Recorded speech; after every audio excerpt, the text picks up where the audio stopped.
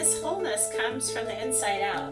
When we're living congruently with our values, there's happiness because there is that sense of wholeness. This wholeness is when the way of your being matches the truth of your being.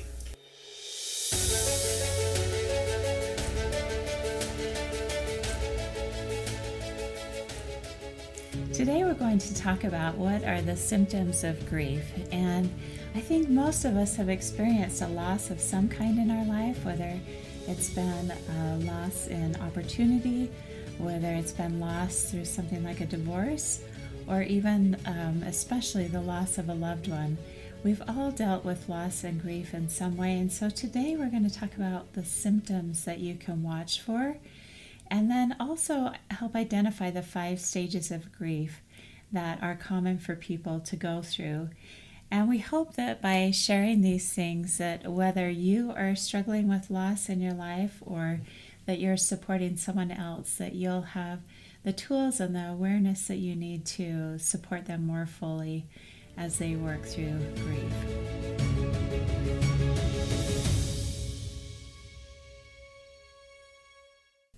As we studied the root meaning of grief, it was interesting to find that one of the associative words is heavy and like mental pain and sorrow. I think that's a good definition of the word, but it is a very heavy feeling. It feels heavy in the body, wouldn't you say? For sure. Think about the heartbeat, and what would the heartbeat do in a state of grief? It would just be slow and heavy almost. I don't know, the heart kind of slows down and almost becomes non-existent, the beat of the heart, I think, in a time of grief. I think about the breathing. The breathing would be like shallow, but not able to get that deep breath, that feeling, that unable to get that deep breath. The eyes, of course, we would associate those with sad eyes, very sad eyes. And any tension in the body, I think maybe the chest would feel very tight, maybe a lump in the throat. I know when my mom passed away, it was really hard to eat. I needed to eat foods that I could just swallow hard, because if it was something I felt like I could choke, it was a lot of emotion in my neck while she was, after she had passed, for those first few weeks. This may be a strange connection, but I was thinking about this the other day, like when you have a sliver, how you're so careful to not, like a sliver in your foot, how you try not to step on that, because every single step would create that pain. And it's almost the same with grief. It's like you've got that sliver in your heart, or that shard or that broken piece in your heart. And so you don't want to breathe. You don't want to exhale. You're going to feel the pain with every breath at times. And so that sounds so right. That's so true. Yeah. There are lots of different ways, though, that we experience grief. And it's not just from the death of a loved one. Right. Even losing a job or losing an animal that you love, lost opportunities like we mentioned. There are a lot of reasons that we encounter grief in our life, and so it's important to recognize what stages that we're going to go through as we work through all the emotions associated with that. So we'd like to share with you the 5 stages of grief. The first stage is denial. The second stage then is anger. The third common stage is bargaining. The fourth is depression. And then finally, the last stage is acceptance. And we're going to talk about each one of these because I think each one's important to understand. And it's important to understand that they don't necessarily go in order sometimes. Right. There can be, you can have a level of acceptance and then move into another state and have to re-accept again, I think. Yes, so it's important to honor where you go on the stage, the cycle of grief, and honor your own cycle. Yeah. So as we talk about denial, the first stage, often when we have that loss, that initial sense of shock, horror, those feelings of this can't be happening, this can't be true, this can't be real. Those are some of the first feelings that often come up for us. And in that state, we can often shut down a little bit. It's just our first line of defense to resist. This can't be. I don't want this happening. I don't want to deal with this or look at this. Mm-hmm. And people may have that response in a variety of ways, whether they just can't actually even connect to the message or the truth of what's happening, or whether some other emotion comes up. We talked about laughter. Yeah, I had a friend who passed away in my senior year of high school. And when my friends came to tell me, I felt the need to laugh. And I said, I feel like I need to laugh. And it was really confusing to me. But I realized it was my denial. It was that section of grief where I was in denial. And that's how it presented itself physically outward, was with just needing to laugh. Like you almost can't believe it. Right. Has to be a joke. It couldn't be true. Yeah, that's exactly how it felt. Like they were teasing me, maybe even. Yeah. Yeah. So the second stage of grief is anger. Anger is one that we need to be really patient with ourselves. You know, one of the reasons why we can go through grief too is maybe we have been diagnosed with a chronic illness. Oh yeah. Or we've lost something that's been meaningful, Yeah. And anger is one that will show up differently, and we need to honor and respect our own anger and the anger of others. I heard an interesting interview with a woman who lived through the Holocaust, and she said something to the effect of, you get through healing. You had to go through anger to get through healing, and even she had to give herself the time to be angry. And anger is that we call it the secondary emotion, and that's so true, because the deep emotion is grief in this situation, but it's part of that grief. Yeah. And it's okay if people if the anger doesn't make sense either, because there are times when someone does pass away, sometimes people will have anger geared toward that person because they passed away, and it might not make sense logically, but it's a very logical part of grief, and it's okay. Or you could be angry at God. Right. Or you could be angry at the other person if somebody was involved in that death. Or you could be angry at the person that got the job instead of you. Or, there's a lot of, you could be angry at yourself. Yeah. The why me Yes. can be the anger part of that cycle. Yes. And I love what you said about that anger is a secondary emotion, that grief is coming up first. But one of the reasons we become angry is when we feel out of control. Yeah. And then we get angry and it makes us feel in control of something. And so I think that's important to realize too, that people struggling with grief, they are just grasping with this out of control feeling in their life that's so difficult to bear. And that's one way to get through that. Yeah. That's so good. That's true. Yeah. We also have, the third is bargaining. Yeah, and I think this is the point where, things are not going to change, things are not going to be different. Yeah. But now you're starting to doubt yourself or doubt God, well, what if I had done this? Well, what if I had been able to do that? It's like you're trying to somehow get back. Reverse what has happened, and that can be such a difficult stage, because the guilt or shame or blame that we put on ourselves when we believe that there's something we should have or could have done to avoid the loss, I know that can be a really heavy load to bear. And for me, that's a point where I just have to go into trust, trusting myself, trusting my life path, the life path of others, trusting God, because sometimes there's just no way to make sense of what has happened. I think both of those, bargaining and anger, they each have the question, why me, or what if? Right. And those are mental, those are questions of the mind. And so honor that the mind's moving and having those experiences. And if it seems like you can't pull out of that, that's when you bring the sensation down into your heart. That would be the easiest way, is to let that heart do the work, because when you're in your heart, then the trust can arise without much effort. And there's a point too where maybe when you're done bargaining, that there will be a point of acceptance, and And acceptance is a really important step, because it's hard to move past our difficult situations if we're continually resisting them or fighting against them or wishing it didn't happen or going. It's hard. What you resist will persist. And so to continue fighting the anger and the frustration, you will continue to get that anger and frustration. And so accepting will help bring you to maybe a point of resolve, or at least neutrality. Mm-hmm. And in the meantime, sometimes we move into depression, and we have depression. And I think, how could you not, when you have a loss, and we got to give ourselves credit for when it's a loss of a job, or a loss of an opportunity, or something that we were excited about, and we get that disappointment and that grief. We need to be patient with ourselves and feel that. Depression isn't always just laying in bed all day. Depression is just a depressed feeling.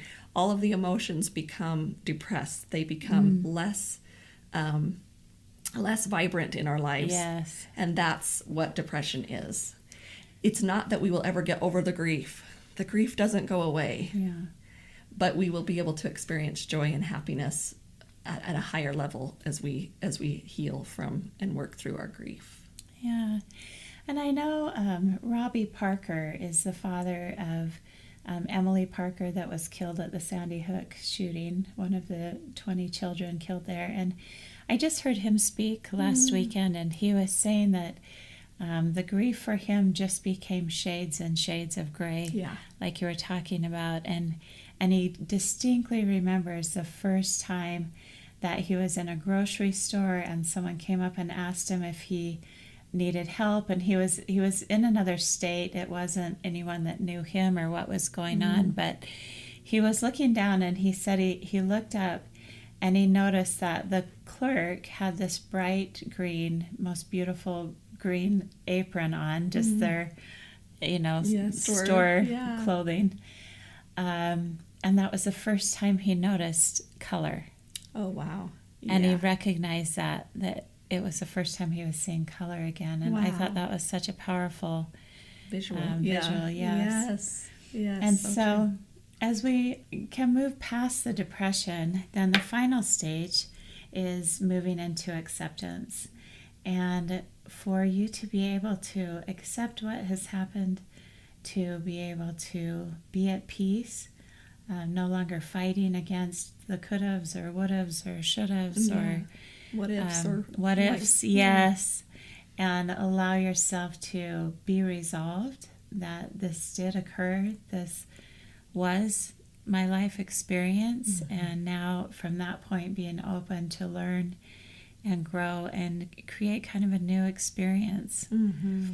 And there's a great podcast called Seeing Green, or it's not a podcast, it's a talk on Hope Works, and it's so good. We'll put the link below because I can't remember the lady's name, but she talked about how before her daughter's death, how the world was just all yellow. Everything she saw was yellow symbolically. And after her daughter passed away, that the world, it was like everything was blue.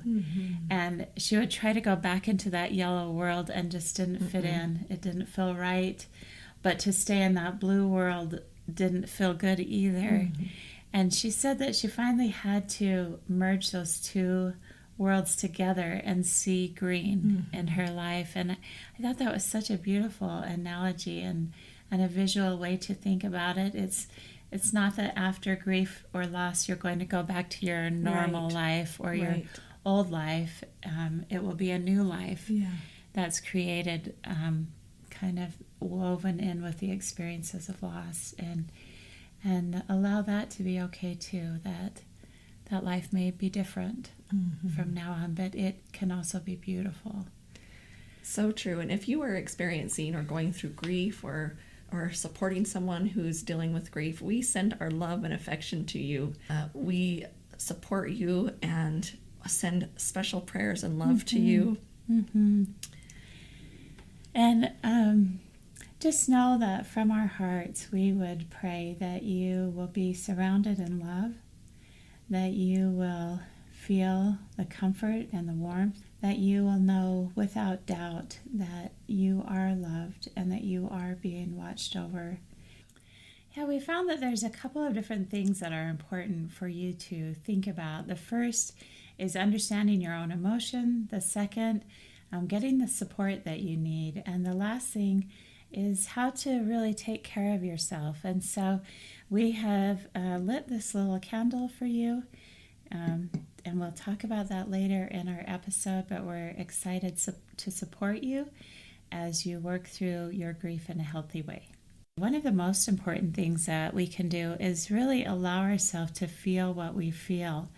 There's no set emotional pattern that has to happen. There's no set emotions you should feel first or second or third in the way that every minute could change. Yeah. You could be feeling deep sadness and loss and then think of a funny memory and feel like laughing, or move from anger into joy or gratitude at a life that was shared, or experiences that you've had. So I think just allowing yourself, first of all, to feel whatever you're feeling is perfectly okay. And I remember one of the best tips I've heard on helping others when they're dealing with grief is just to judge how they are feeling before you respond. So this tip is for somebody that's supporting you or helping you in grief, but to allow whoever is experiencing the grief to have those moments and those almost unexplainable emotions, where it could go from one extreme to the other, and the person supporting you should match that, and not try to set like a thermostat would set the temperature, but a barometer reads the temperature. Is that right? We talked about that in another video. And that was such a good advice, to read the room instead of go in with an idea of how you're going to make them feel better. To actually go in and take the temperature of the room. So if I was supporting someone in grief, if they're laughing, I would laugh with them. If they are crying, I could cry with them or give them a shoulder to cry on. If they're angry, I would let them express it, and it's important for me to not try to curb what emotion they're feeling. The second thing is something that's so important, and that is to allow the pain to move through you. A lot of times we feel that pain and we just clamp down in our heart. We just bury it. We hold on to it. We don't want to feel it. We don't want to touch it. It's almost a natural thing to do. Yes. Yeah. And so that pain gets trapped inside of us. And I learned something so powerful from our daughter, and I'm sharing this with her permission. But she went through a divorce a couple of years ago, and it was not what she had wanted. It was not what she had hoped or had expected would be her life path. And so there was a lot of grief and loss in this experience. And she lives halfway around the world. And I remember one day feeling that something was wrong, a mother's intuition. And so I called her and I said, "How are you doing?" And she said, "Oh, how did you know? Today has been pretty rough." And I said, "What happened?" And she said that she'd been feeling a lot of sadness, and she went out, and she lived across from the ocean, and so she went to the beach and sat down and just said to the universe, "I am sad." And I said, "That's so beautiful that you would honor that feeling in yourself, then what happened?" And she said that she just started crying, just uncontrollably, just letting the tears flow. And then she just yelled again out into the ocean, "I am sad." And the tears just were falling. And I said, "That is incredible for you to feel that and express that. Then what happened?" And she said, "I cried for a while, and I just kept saying it whenever I felt it. I'm sad." And I said, "Well, how did it end?" And she said, "Oh, after about 20 minutes, I was tired of being sad. And so I got up and I took a walk along the beach, and I just tried to gather my strength and my feelings back. And that was such a powerful example to just let that sadness flow through her and not resist and not hold on to it, but just feel it, acknowledge that you're feeling it, honor that you're feeling it, and then let it go. I think one thing that she did too was she didn't go into questioning. Right. You know, she didn't try to make a reason for why she shouldn't or why she should. Right. She just felt the emotion. Yeah. And that's a different feeling. A lot of times we go into, and we come up with a story or reason or go through those in our minds of why we feel this way or what this person did or what we didn't do. And it's important to just feel it. Just feel the grief. And sometimes that sad and pain is so hard we just want to disassociate from it almost, but it doesn't go away. You know, we have to address it now or 10 years from now. Yeah. So why not now? Well, we've been trained to stop crying. Yeah, for sure. We've been trained to stop crying, and I don't think that's the best service that we have given ourselves. Right. Because crying is not the problem. Yeah, right. Crying is not the problem. Right. Another way we need to be healthy about our grief is to allow ourselves a time schedule that is our very own.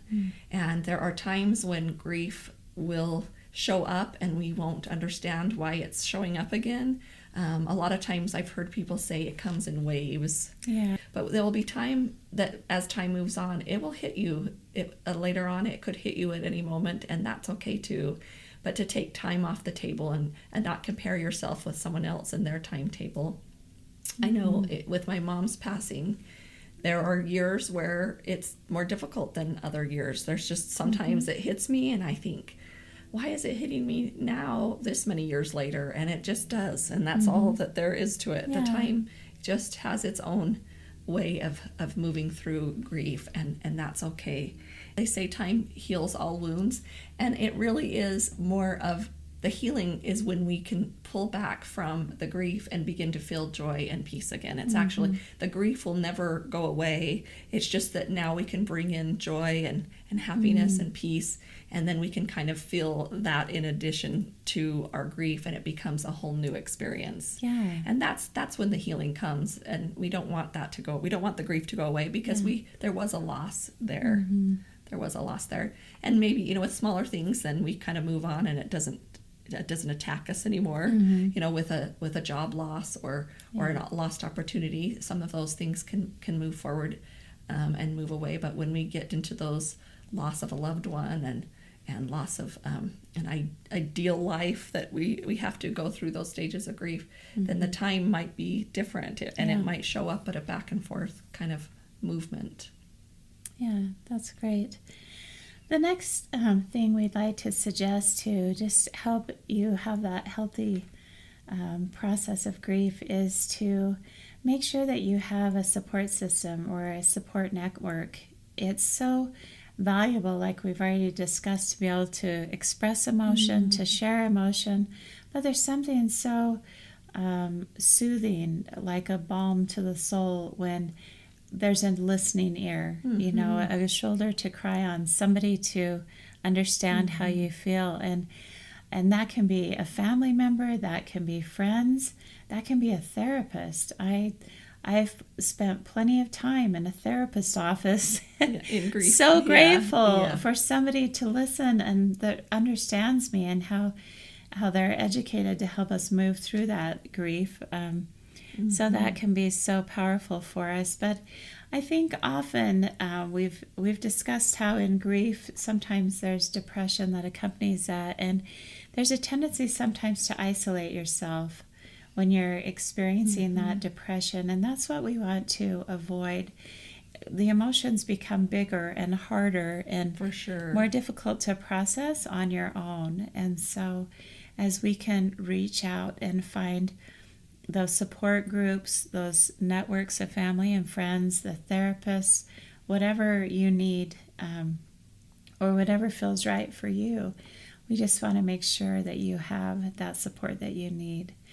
And one of the things that is so supportive to me when I am processing my emotion is just Mother Earth. I find nature very gentle and loving and encouraging. Just to get out and have the fresh air, number one, is so good for us. To get the sunlight is so healthy for us and brings in that vitamin D that we need. But also even trees, the aroma of pine or different trees are so grounding for us. And so nature can really be a safe place for you to process and work through your emotions and be supported at the same time. I remember there was a time period when I was going through some grief, and I would stand in the sun and I could imagine the wounds of my grief even in my body. And I would imagine the sun healing those wounds. And as time would go by, I could feel the wounds get smaller and smaller. That's incredible. And it was so helpful to see the progress of where I was. That was what was so helpful, is I could feel those wounds begin to heal with the sun. So the sun is so healing. And I think that was something that probably helped your daughter, was being in nature. Right. I think that so helped too. her to process through a little bit. So if you're not an outdoorsy type person, just try and do the best you can to get some of those those experiences into your life with Mother Earth. I think it's so worth it. It's so worth it. And I'm glad you said that, because there's so many audio or music that has the sound of the ocean in the background. Yeah. And that's a beautiful just kind of visual for you if you wanted to meditate with something like that, because you can imagine the water washing in over you, bringing joy or peace or calm or solace, whatever it is you need. And that as the water washes back out, that it's taking that grief and that pain, and that can become a really good sensory experience. That's a great idea. Even if you don't live by the ocean or by nature. That's a great idea. Yeah. It's important to work through grief in a healthy way with attending to your physical needs. Now, I talked about it was hard for me to eat when I was going through grief, but it was so important to get the food and the nutrition and the sleep that we need, because our body it's in a suppressed state. Yeah. And so it needs the regular, exercise, all those things to help keep you healthy. We don't want to add on a sickness or any of those things on top of the grief. But using those kind of key things, nutrition and sleep and exercise, the best that you can do, that's important to work through grief healthily. Yeah. And we thought of lighting this candle for you because it's important even to just acknowledge yourself and acknowledge what you're going through. And you could light a candle every morning and let it burn to say, this is honoring me and the pain and the struggle I'm going through right now. And sometimes people have a really hard time connecting to their emotion, and I understand that. It's not a comfortable place for some people, but you could even light one of these little tea lights once a day and say, well, this candle is burning. I'm going to allow myself to feel. And I'm not going to push anything down or fight or resist. I'm just going to let myself feel whatever shows up for the next hour or however long it burns. And so just know that we love you and that we are concerned about you and that we are here to support you. And so many resources on our website, thewholenessnetwork.com, that are meant to support you in your emotions and the challenges that you're experiencing in your life that are making you feel less than whole. Wholeness is important to us, and we hope that you can work through your grief in a healthy way and find yourself in a place where you are living life whole. Feel empowered every day with wholeness videos, meditations, downloads, classes, and more by joining the Wholeness Library at thewholenessnetwork.com.